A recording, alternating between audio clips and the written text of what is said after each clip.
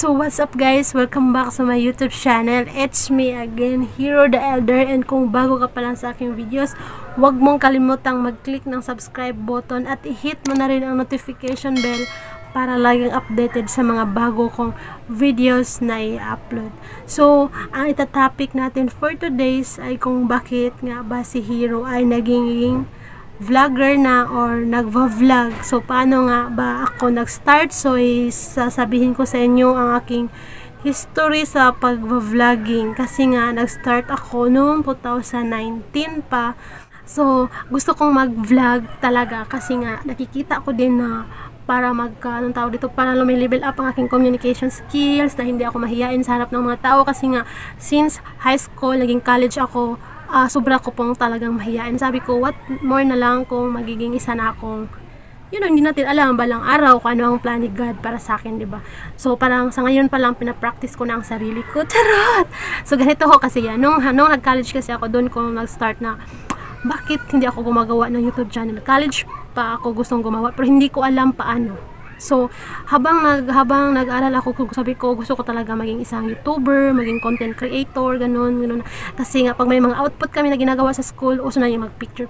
So, sabi ko, saan ba to pwede na hindi talaga siya masisira? Kasi kapag nagawa ka lang, or ipa-laminate mo, or anong tawag dito?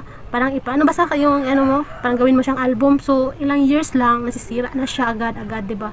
So, sabi ko, gagawa ako ng channel para doon ko na lang lahat ilalagay yung mga project ko or mga outfit ko, ganun. Kasi nga, may nag-sink in talaga sa mind ko nung first girlfriend ako na mag-effort ako sa kanya, what more kung i-share ko din, ganun. So, at that time talaga, hindi siya natawag, parang hindi will yun kasi nga, hindi siya natutupad. And then, nabigla ako after 2019, at after ko mag-graduate na ng college, then, bumili ako ng sarili kong cellphone, doon na nag-start na parang, paano gawin, nag-try na ako mag-research kung paano gumawa ng YouTube channel account, tapos kung ano yung mga requirements na dapat ko siyang abutin, then nag-research ako kung paano ba yung mga editing. So, sobrang hirap yung process niya, guys. Pero dahil sa pandemic, nagawa ko siya. Pero bakit hindi pa rin ako viral? Wag yun kung bakit hindi yan naging sikat or nagiging viral. Basta ang importante ay on the process ho tayo. Hindi tayo parang bigla na lang maging famous. So, magtiwala pa rin tayo sa process, diba? So, 2019, gumawa ako ng YouTube channel. Yan yun. Tapos, yung mga videos ko, yan yun. Grabing struggle talaga. And then, nakagawa din ako ng video para naka-daily vlog. Ako, ng isang linggo lang din kasi nga, wala akong work. So, malaking yung oras ko para sa YouTube.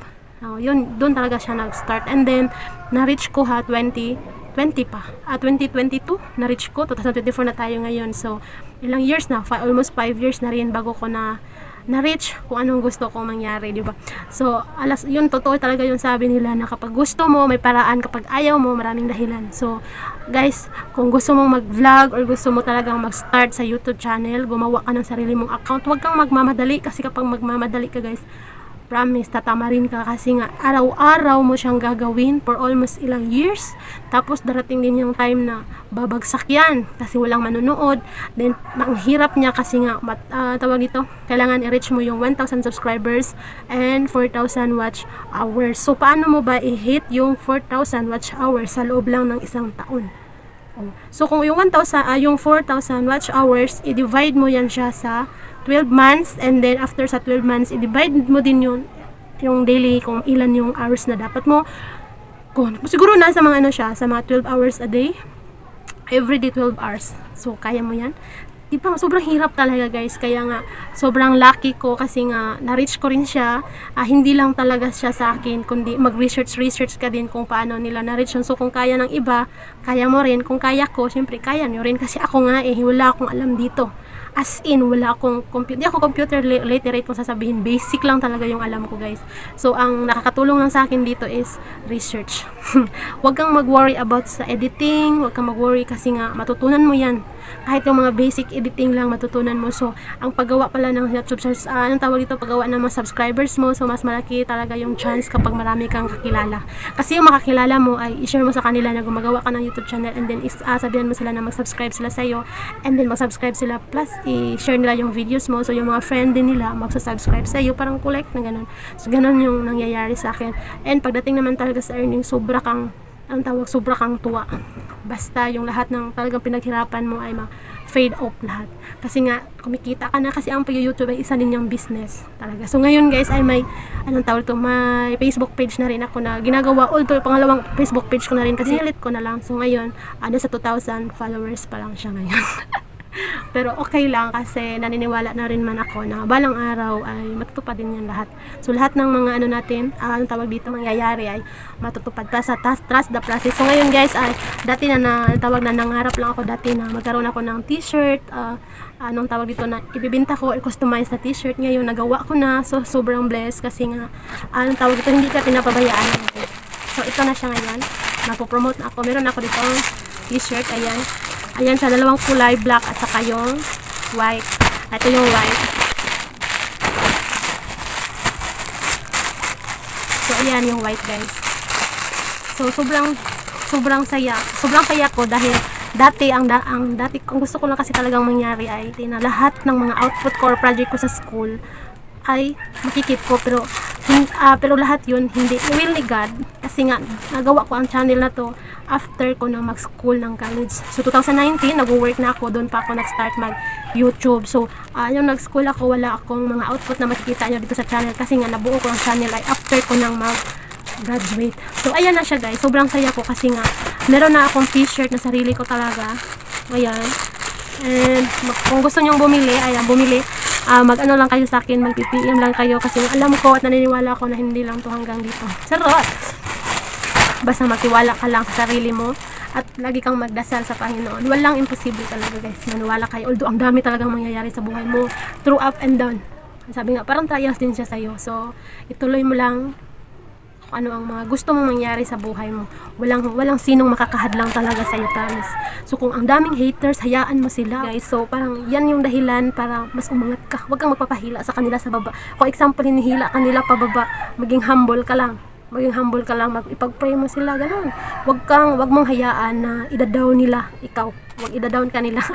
So basta ako ngayon, sobra akong blessed kung ano ang narating ko ngayon. Sobra akong blessed kasi nga lahat ng paghihirap ko ay may katas na. So ito na talaga guys, ipapakita ko sa inyo kung ano yung t-shirt ko. So meron pa siyang tinatawag dito na sticker, meron siya ganyan. Then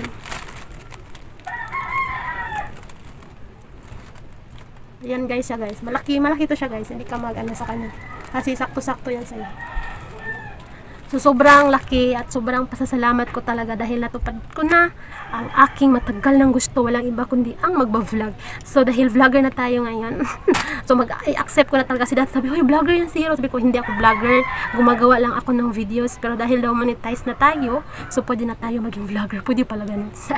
So sabi ko sa sarili ko, pakumbaba ka lang, kahit tinapakan ka ng mga tao, wag ka talaga makikinig sa kanila guys. Kasi kung alam mo kung bakit, kung magpapa-afekto ka sa kanilang sasabihin sa'yo, lugi ka talaga, talo ka talaga. At the end of the day, wala kang maano sa kanila. Wala kang makuha sa kanila, kundi pananakit. So ang maiiwan ko lang dito, trust the process. Kung gusto mo, gawin mo.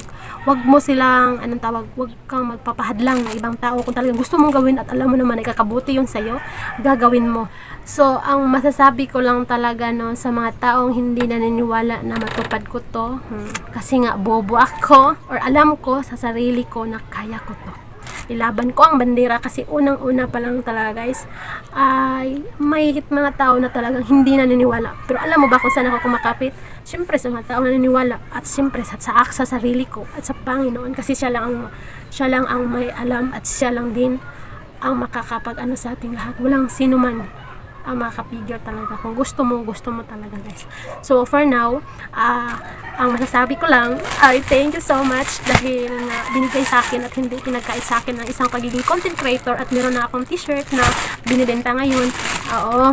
At alam ko nga hindi lang tayo hanggang dito. So magpatuloy tayo, wag tayong magpapa-apekto sa mga negative kasi nga yung mga negative na yan parang yan ang kukunan mo ng lakas para ikaw ay mataas. So, anong tawag dito? So, dream high, but don't be high.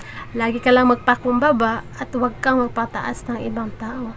Kung sa tingin nila ay bobo ka, kung sa tingin nila ay anong tawag dito, inutil ka, Hay nako guys, hayaan nyo talaga yan sila kasi kahit anong gawin mo, may masasabi yan sila sa iyo. So kung ikaw ay isang aspiring YouTuber or aspiring content creator or aspiring YouTuber, so ituloy mo lang kasi nga ako, magpapatuloy ako kahit ano ang mangyari. So hanggang dito na lang, ako si Hero the Elder ng buhay mo. Charot! Bye-bye! See you for the next vlog!